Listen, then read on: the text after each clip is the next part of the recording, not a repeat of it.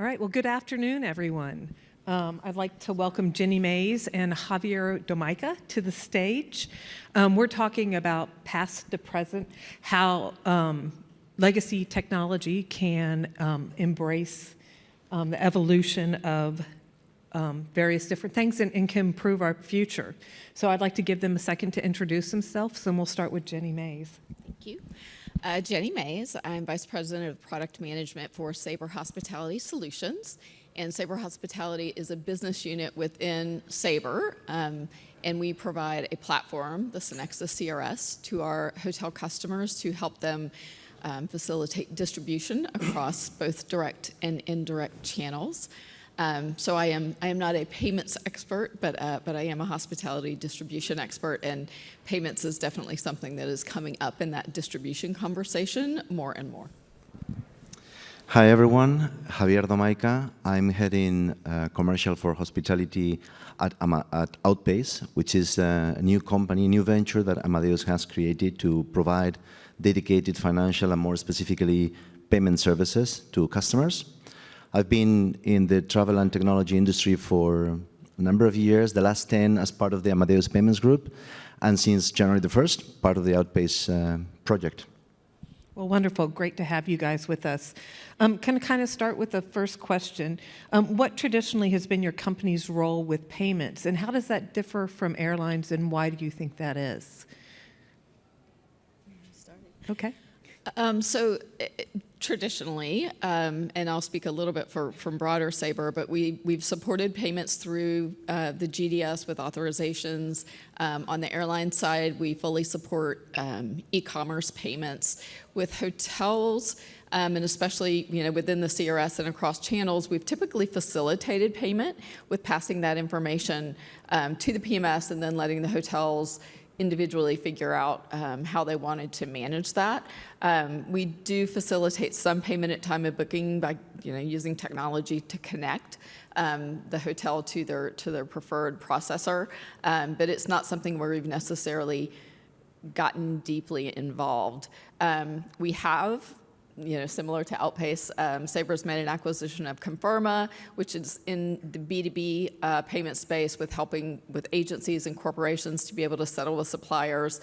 But there's still a big need within the guest payment space to help hoteliers navigate that more. And you asked about, sorry, it's a multi-part question. I will let you go at some point. But airlines and hoteliers are very different because airlines and really most e-commerce, when you make a purchase, you're making payment at that same time, and you're making payment to sort of a bigger entity. And when you're booking a hotel, you're making a reservation, but payment's going to happen at some other point in time, generally check-in, check-out, maybe somewhere in between, and it's a very disjointed experience, and the hoteliers are having to manage it again at the property level, kind of similar to having to pay at the plane, if you will. And so I think it gets challenging for hoteliers with everything that you're doing on a day-to-day basis and trying to take care of guests and all the other things with running a hotel to also go figure out how to manage your payments infrastructure. Thank you. You've helped my answer. Just starting with the second point, maybe. Indeed, I mean hotels. You know this better than me. Have a unique structure, right? Looking across all segments, from mid-hotel chains to sophisticated independents, their payment needs vary very much, and even their commercial models are different, which brings already a challenge in identifying the right partner, covering for their capabilities, right? Again, hierarchy is complex. Ownership structure often is complex as well, so they require more in-depth reporting and orchestration capabilities when it comes to payments. Adding into this, often, as Jenny, I think you mentioned this, they have a different provider at property than perhaps for the digital experiences, which already brings a disjointed ecosystem when supporting the customer, right? Multiple booking tools, GDS, OTAs, booking engines of all sort with different payment capabilities, trying to capture in the best of their ways what the payment process are. Plus, all the communication back to the PMS, right? So all this is a challenge per se, and I'm sure everyone here knows very well. And I would just add that perhaps if we look across the regions, there are multiple, there's a wide variety of payment use cases, right, that hotels need to manage. Whether it's a no-show fees or pre-auth top-ups, top-downs, partial deposits. Sorry, I don't want to I don't want to kill the question, but it's clearly, in my opinion, in my eyes, it's a lot more complex managing hotel payments than airline payments, okay? And just 2 lines on the first question that you said, like what's been traditionally our role within payments. Look, we've always tried to deliver or help travel companies to have seamless and simple and secure payments, but obviously market demands and our own capabilities have evolved exponentially over the last years. So just from those starting points where we were just doing passing basic information in the authorization and basic authorization as well to where we are now, where you can see payments in every stage of the guest journey, and it's a critical component, right? So there's a lot that we've gone through. It is a lot. So kind of next, the pandemic kind of changed everything. How did you see the role of payment choices changing within your organization? I'm going to let Javier go first this time. Okay, We'll thanks. trade off. Well, the pandemic brought periods of big cancellations, right? And that led to problems refunding travelers, and obviously that wasn't easy because there was uncertainty, and customers, because of the lack of clarity on some of the lifting restrictions by governments, made customers or guests not feeling comfortable when it came to redeem those vouchers, right? So obviously, travel companies, preserving vital cash flow, they issue vouchers, but that wasn't necessarily working well, right? There were some airlines, and I'm sorry if I'm jumping from different types of travel merchants, but there were some airlines that they approach refund uncertainty with innovative solutions like pay when you fly, which is essentially allowing customers make a booking and paying just a small range, maybe in the range of 15% of the total travel, and then settling the whole booking a few weeks prior to departure, right? Now, last year, we saw a big rebound in demand across all regions in the world, in bookings, travel, but still there's uncertainty, economic, call it whatever you want. There's more than one war in the world. So we noticed that those travel merchants that offer flexible payment solutions, that's a good way to, again, overcome uncertainty, and those customers see a chance to opt for high-value services and eventually spend more on their holidays, right?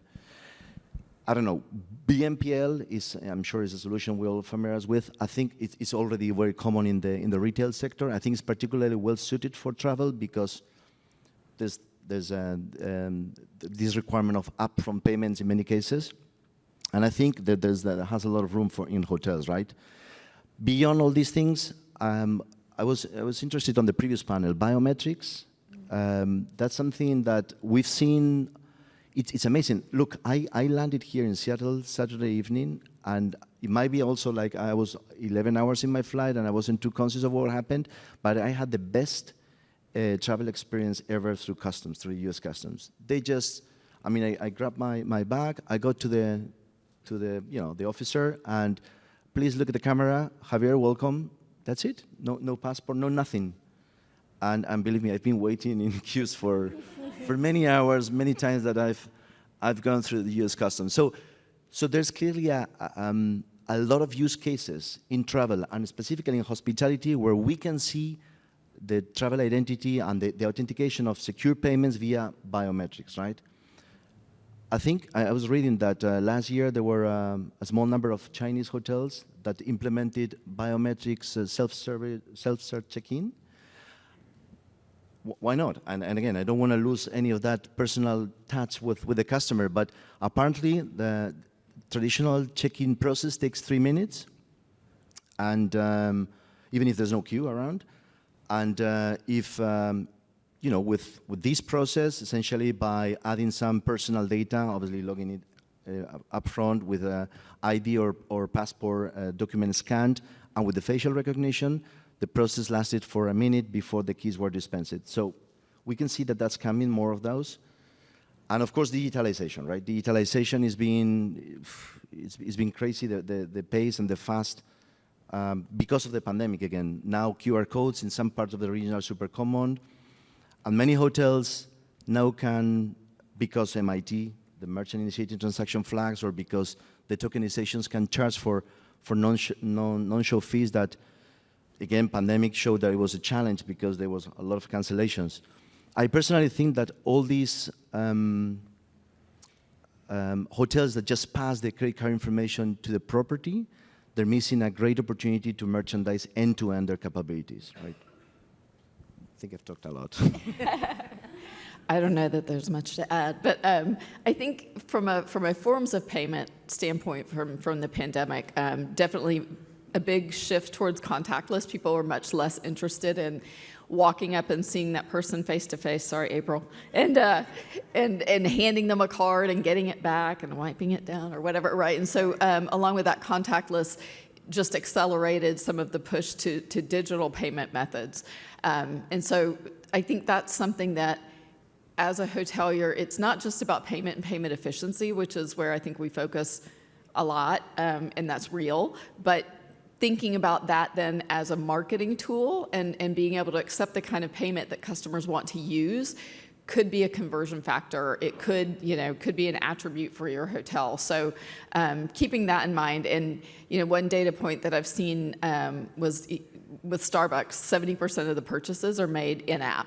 And that's not saying hoteliers need to all get apps per the last panel, right? But it's saying it's that preference for being able to pay digitally or pay, in some way other than pulling out a card or, heaven forbid, pulling out cash. Like, we've gone to a cashless society, and so now the push is, how do we go to a cardless society? And that's where a lot of the trends are going. And I saw just this morning that some of the banks behind the Zelle payment capability are looking to make their own digital wallets to compete with what Google and Apple and the others are doing. So the change in that area is only accelerating.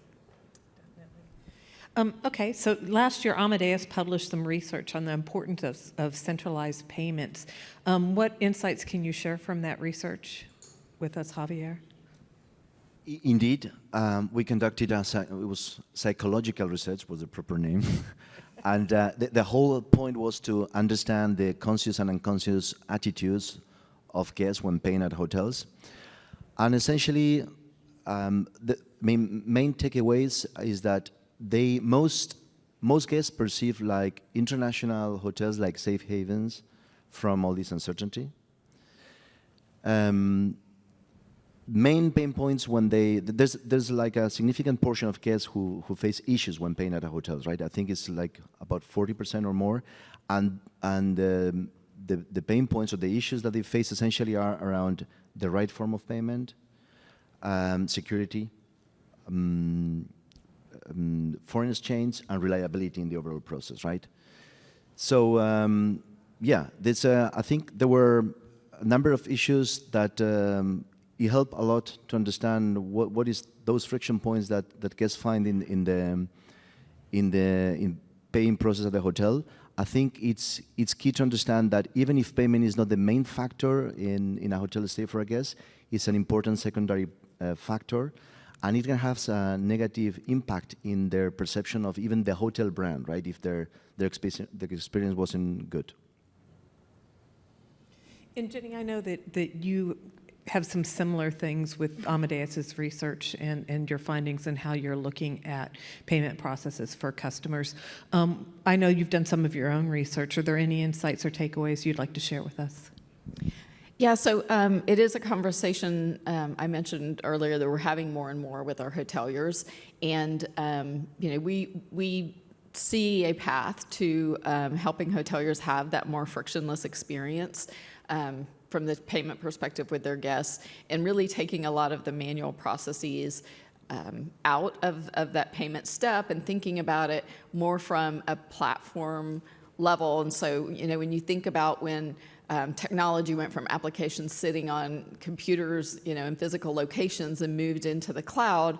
It's James, I think, borrowed my Uber example on the last panel, but it's when you think about Uber compared to catching a cab, right? And so when you catch a cab, you're not sure, do they accept credit cards? Does this one take Amex or not? Because my corporate card's on Amex. Or if I'm in a foreign country, are they going to take my form of payment?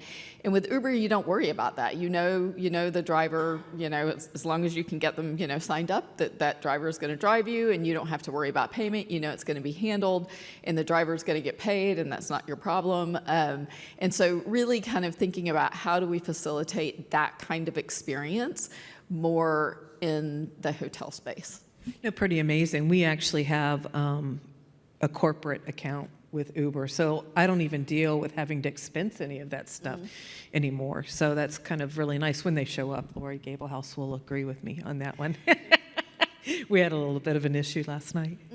Both Amadeus and Sabre are often minimized as GDSs and categorized as slow to innovate by new technology partners. But you have the benefit and knowledge to scale and to integrate with distribution systems. How do you see this benefit your payment strategy? Yeah, I think small, nimble companies are fun, and they're fun to work with. But when you think about the entire journey end to end, that's something that Sabre and Amadeus have been doing for a long time. And so when we provide solutions, they are at scale, and they are secure, and they are compliant, and we have a broad and deep set of use cases that we know that it's going to work across, and it's going to integrate with all the different other players in that travel journey, because this is what we do to deliver the booking end to end. So I think that there's a lot of value in again, kind of having the conversation with the legacy players.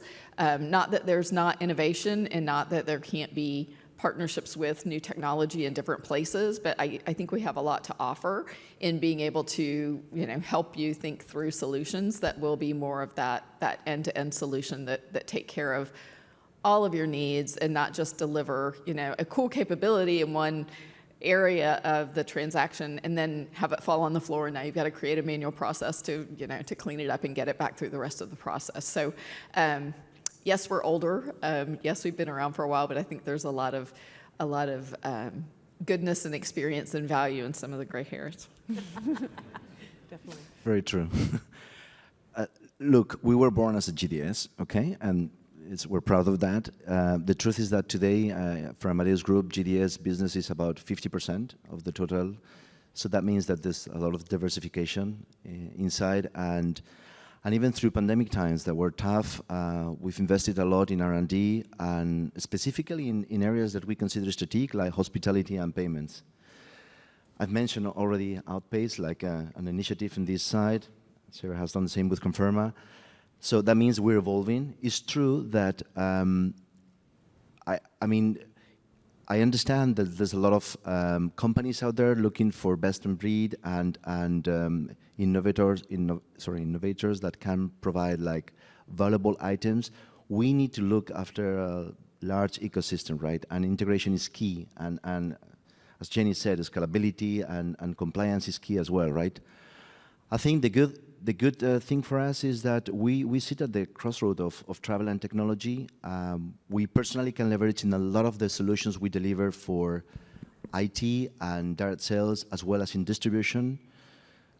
We're proud that we have a consistent now offer on payments for B2B payments, but also for merchant acceptance, right? And it's not common to have that. And that's because we're leveraging an added value in all those touch points, right? Definitely. So I have one last question on my list for you guys, and then we'll open it up to questions from the audience. What advice would you give hoteliers to improve guest payment experience? Ooh, I know. Start with this one. If we want to talk about being like slow to innovate, I feel like we've got a lot of room within the hotelier side to improve our payment processes. So give it to me. Yeah, I think hoteliers need to invest in this, right? It's a critical factor, as we've seen and we've been hearing already. It would be good to do an exercise, a thorough and ideally holistic exercise to understand the end-to-end guest experience, right? And it would require to take all the different payment use cases, some of those I was referring earlier, obviously look at these, beyond, cross-channel and beyond any sort of technological barrier that they may encounter. The whole idea is to identify the friction points and see how you can remove some of those, maybe not everything, but some of those to provide a more seamless experience. Some tips may be, again, make sure that you support some alternative form of payments, non-card payments, especially the one which is the preferred form in that market. We've talked about now instant payments, whether it's Bizum in Spain or, Zelle or Swish or Vips in different markets, or Venmo or PayPal. So I think we can do better in offering to customers what they're looking for or how they feel comfortable. Second thing I would say, again, I mentioned earlier, forming that deep and closer relationship with customers early in the booking process, it should help you to increase loyalty and eventually merchandise some of your services, right? So perhaps implementing those payment features like tokenization or card on file that would allow you to take that initial payments, I think it's a great opportunity for you to build that, right? I don't know, and ultimately I think, look, I think everyone should have a payment strategy, or at least a direction. Maybe strategy is a big word, but a direction. And ideally, incorporate the payment management, that view into the value of your brand. I think your brand will be stronger, one. Two, hopefully you will be able to provide a more consistent customer experience through properties, and because you can offer and for properties to adopt some of those behaviors. And finally, that should also help you to become a larger customer for payment providers and vendors. That would increase your bargaining power. So, and that should have a reflection in your P&L, right? In the bottom, yeah. So, yeah, I think that could be some ideas. Great, and Jenny? I think that there's a lot of opportunity to think beyond the front desk. And so, kind of a lot of what Javier was talking about with, not just being content to think about where it sits today, but is there a better way to manage the payment journey? Talk to your technology providers. We're having a lot of these conversations. I think that there are ways that all of us can improve, and we can all improve together. I think that we have a lot of the same objectives, and quite honestly, a lot of what you're doing today, sitting in the room, learning more about what new capabilities are out there, and really understanding how your guests are transacting, and understanding how you can adapt some of those capabilities and payment methods that Javier was talking about. Well, great panel. Thank you guys for everything. Now, Mike, if you want to run around with your microphone. I'm going to run around to anyone who has a question. While I'm looking for hands, I'm going to ask a question. So, first panel talked about changing the guest check-in experience to where we wouldn't necessarily see a front desk for check-in. How long would it take Sabre and/or Amadeus to enable that for a hotelier of, let's say, 300 properties? That's an oddly specific question. It is completely random.